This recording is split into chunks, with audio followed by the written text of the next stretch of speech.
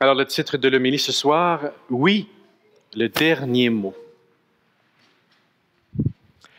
Alors, comme je le disais en commençant notre célébration, j'ai eu l'occasion, donc, ces derniers temps, de faire un voyage en Terre Sainte. Et la plupart des pèlerins, on est marqués par ce sentiment étonnant de visiter les lieux où Jésus a vécu. Pour certains, on dirait qu'on est comme imbibé des grâces quand on est sur le bord du lac, lorsqu'on arrive à des endroits où on sait que Jésus a passé. Et il me semble que ça nous influence, ça nous marque. On pourrait penser, quand on regarde ça, écoutez, si 2000 ans après, on dirait que le lieu est encore imprégné de la présence de Jésus, qu'est-ce que ça devait être lorsque Jésus marchait parmi les villages dans son pays? Il n'y a personne qui était aussi extraordinaire que Jésus, avec un message d'amour, avec un message, avec un témoignage, une cohérence de vie comme on ne peut même pas l'imaginer. Et pourtant, il y a un paradoxe. Le paradoxe laisse même des traces, je dirais, dans le pays. Par exemple, on était à Nazareth. Au début de la journée, on est allé voir un mont qui s'appelle le mont Précipice. Et c'est facile, on y va en autobus, air climatisé, ça va bien, on monte jusqu'en haut, on est rendu. Et qu'est-ce qui s'est passé selon la tradition? C'est que c'est à cet endroit-là où les gens de Nazareth n'étaient pas seulement fermés au message de Jésus, ils étaient en colère après Jésus.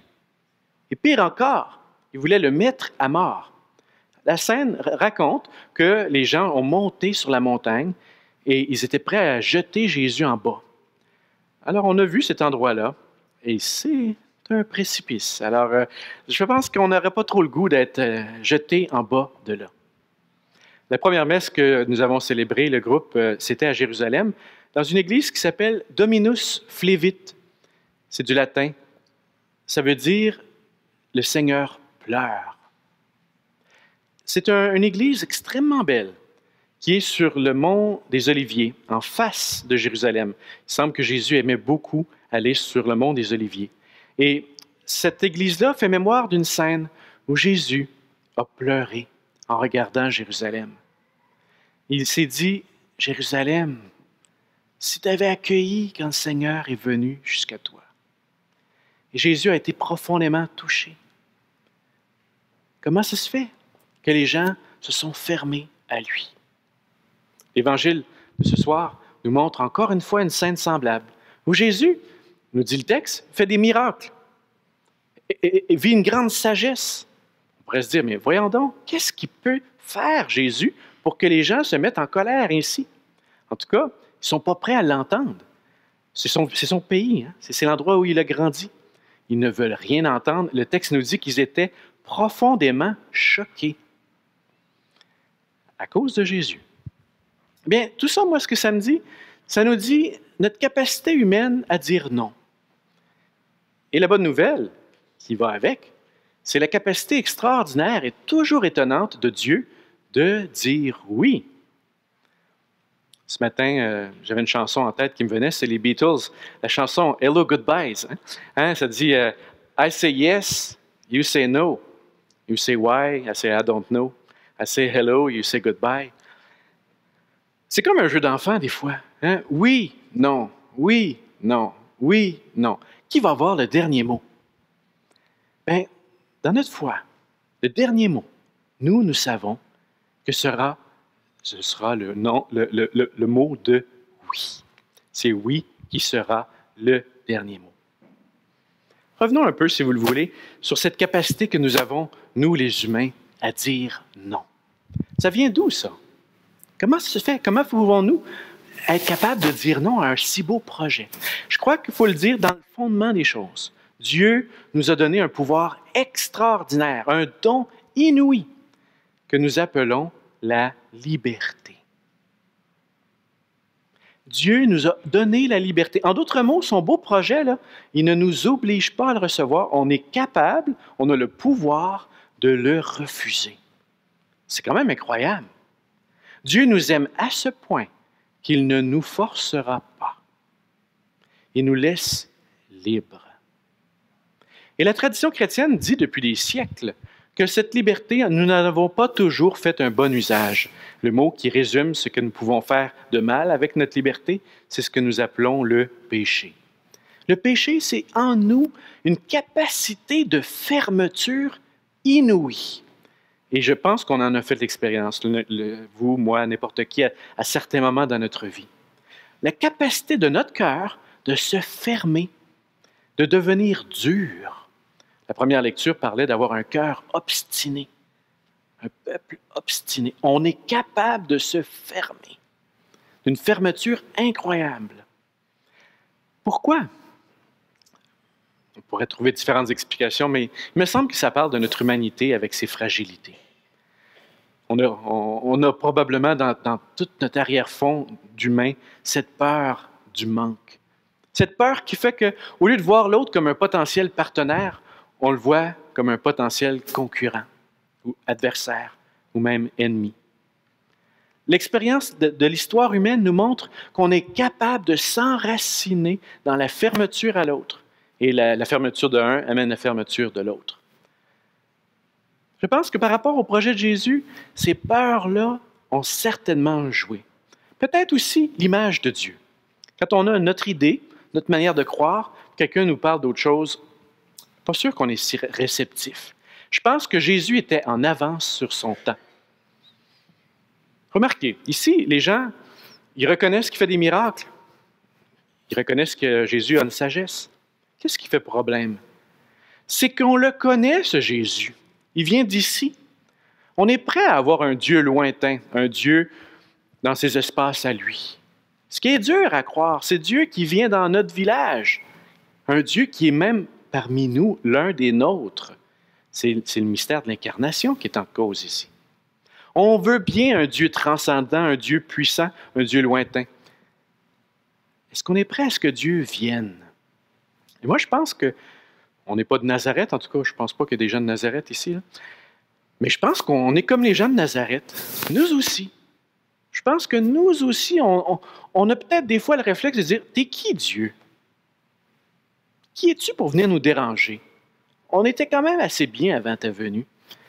Avant que tu viennes nous interpeller. » Notre cœur n'est pas si près que ça à le recevoir.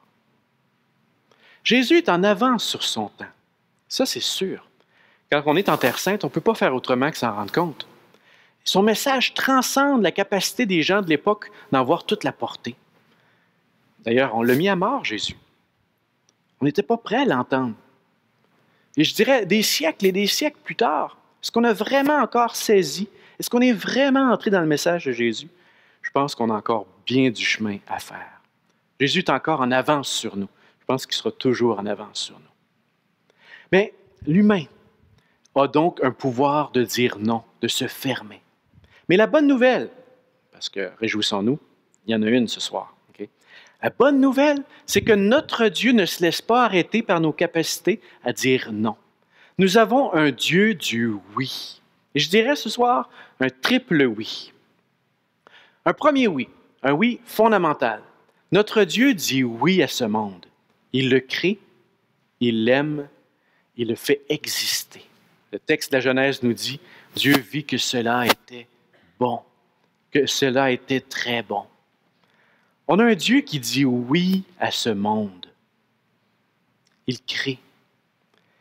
Je pense que des fois, en nos cœurs, il y a une part de nous qui ne dit pas toujours oui à ce monde. Il y a une part de nous qui dit non. Dieu lui dit oui. Peut-être qu'on a une part à travailler.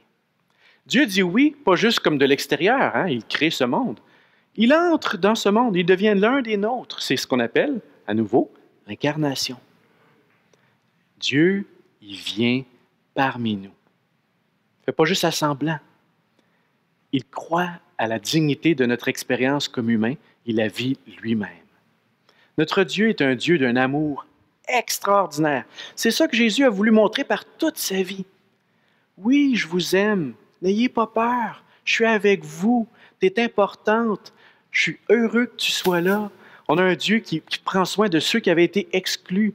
Les hommes, les femmes, les jeunes, les vieux, les pauvres, les riches, les malades, tout le monde, sans exception. Les Juifs, les non-Juifs, tout le monde. Quel amour il nous a montré. par toute sa vie. Ça, c'est le oui fondamental de Dieu. Je suis venu pour que vous ayez la vie, et la vie en abondance. Pas juste un petit bout, là. Pas juste un petit peu. Tout. Ça, c'est le premier oui. Oui fondamental. Un deuxième oui que je trouve absolument savoureux, je l'appelle un oui respectueux. C'est le oui que Dieu nous dit, même quand nous, on dit non. Les humains, je vous le disais, on a le pouvoir de dire non. Qu'est-ce que fait Dieu devant ce non? Comment Jésus réagit-il devant les gens de Nazareth? Est-ce qu'il se met en colère? Est-ce qu'il les jette, lui, dans le précipice? Non. Le texte nous dit, je trouve ça savoureux, il ne peut faire seulement que quelques petites guérisons. Jésus n'est pas capable de faire autrement. Il est un homme de bonté. Même quand on lui refuse, il fait encore des guérisons. Pensez à sa passion, Jésus. On est dans le jardin de Gethsémani. On va se saisir de lui. Il y a quelqu'un qui tranche une oreille à un serviteur. Que fait Jésus? Il fait un miracle. La veille de sa propre mort. Pensez maintenant à Jésus sur la croix. Est-ce que Jésus jette des insultes à nous, les humains, qui sommes en train de tuer l'amour? Non. Jésus sur la croix. Père, pardonne-leur, ils ne savent pas ce qu'ils font. Mes amis, ça, c'est de l'amour, là. C'est de l'amour devant le non. Et Jésus nous l'a expliqué en principe, aimez vos ennemis. Faites du bien à ceux qui vous persécutent. Ça me vient à l'esprit ce proverbe qui dit que la rose, elle parfume même le poing qui l'écrase. Ça, c'est Jésus. C'est son amour qui va jusqu'au bout. Il va aimer même ceux qui lui veulent le mettre à mort. Son amour, il est un amour ingénieux aussi. Il va respecter la liberté. Donc, si vous ne voulez pas, j'insiste pas. Je vais, il disait aux disciples, secouer la poussière de mes souliers. On va aller ailleurs. Des fois, nous, on voudrait tellement aimer. Il y a quelqu'un qu'on voudrait aider. On voudrait être là pour elle, pour lui. Elle ne veut pas. Non. N-O-N. Non. Ah! Que faire? Jésus respecte la liberté. Il n'insiste pas. Il respecte la liberté jusqu'au bout. Mais je dirais même, là où je trouve ça intéressant, c'est qu'il va profiter du refus pour rebondir ailleurs. Alors, on ne veut pas ici, on continue notre chemin d'une autre manière. C'est ce qu'on appelle sa manière à lui de faire du non un oui, de transformer ce qui était fermeture en une ouverture pour les autres. Alors ici, dans l'Évangile, ce soir, les gens de son pays, ils ne veulent pas l'entendre? Parfait. Jésus va aller dans les villages d'alentour. Saint Paul méditait pendant longtemps sur ce grand mystère. Comment ça se fait que le peuple élu, le peuple juif, qui avait reçu une alliance extraordinaire, ce peuple a refusé majoritairement la bonne nouvelle de Jésus. Et Paul, qui était juif lui-même, en était troublé. Alors, si ça vous intéresse, il médite là-dessus au chapitre 9 à 11 dans l'Épître aux Romains. Et pour lui, Dieu a permis ce nom-là, ou en tout cas, il rebondit sur le nom de ce peuple, pour que ce soit un oui pour toutes les nations. C'est l'histoire de la mission, finalement. Le fait que les Juifs aient refusé, les disciples ont été amenés à aller vers l'extérieur. Notre Dieu est capable de créativité pour rebondir. Moi, je serais heureux avec ça, mais je serais, me semble-t-il, encore un peu insatisfait. J'aurais l'impression que même si ça rebondit, puis s'il y a une créativité dans le oui de Dieu, il reste qu'il y a des endroits où on serait encore comme dans des fermetures. Alors c'est là qu'il me semble qu'il faut aller jusqu'au bout. Et Jésus a été dans le oui jusqu'au bout. Il n'a pas escamoté la peine que nous vivons lorsque quelqu'un nous refuse, lorsqu'on lui tend la main. Quelqu'un nous refuse quand on lui ouvre son cœur. Jésus a vécu cette peine, il a pleuré, Dominus flevit. Notre Seigneur a pleuré. Il ne fait pas semblant, là. Il traverse vraiment notre condition. Mais en même temps, Jésus garde toujours allumé l'espérance d'un oui qui va être le oui ultime, le dernier des oui de Dieu. On a voulu mettre Jésus à mort. On a voulu le faire taire. On l'a enseveli dans la haine. C'est pas ça qui est le dernier mot de l'histoire. Jésus est ressuscité. Notre Dieu dit un oui plus fort que la mort. Alors nous, dans le monde qui est le nôtre, ne laissons rien éteindre en nous le oui, ni la haine que tu peux avoir reçue, ni les mensonges, ni les injustices, ni la violence, ni la guerre. Rien ne doit laisser en nous, rien ne doit éteindre en nous ce oui qui est plus fort. Notre foi nous dit que le oui transcende tout et qu'il ira jusqu'au bout. Alors en terminant, je vous dirai ce soir ceci. C'est le oui qui aura le dernier mot. Et j'ai le goût de revenir sur cette chanson des Beatles. Hein? I don't know why you say goodbye, I say hello. Je ne sais pas pourquoi tu dis au revoir. Je ne sais pas pourquoi tu restes pris dans ces affaires-là. Dieu nous dit bonjour. Reste pas dans le non. Dieu te dit oui ce soir. Puis moi, j'ai le goût de nous le demander au nom de Dieu ce soir. Est-ce que vous n'avez pas le goût de dire oui? Oui, entrer dans ce oui de Dieu? Un vrai oui pour toi? Il me semble que c'est ça, la foi chrétienne. Oui, oui, oui. Oui? Oui. Eh bien, dans notre Eucharistie, ben oui, c'est ça, c'est bon ça. Dans notre Eucharistie, ça veut dire action de grâce. Ça veut dire oui. Entrons dans ce oui, nous aussi. Amen. Puis Amen, ça veut dire oui aussi. Alors,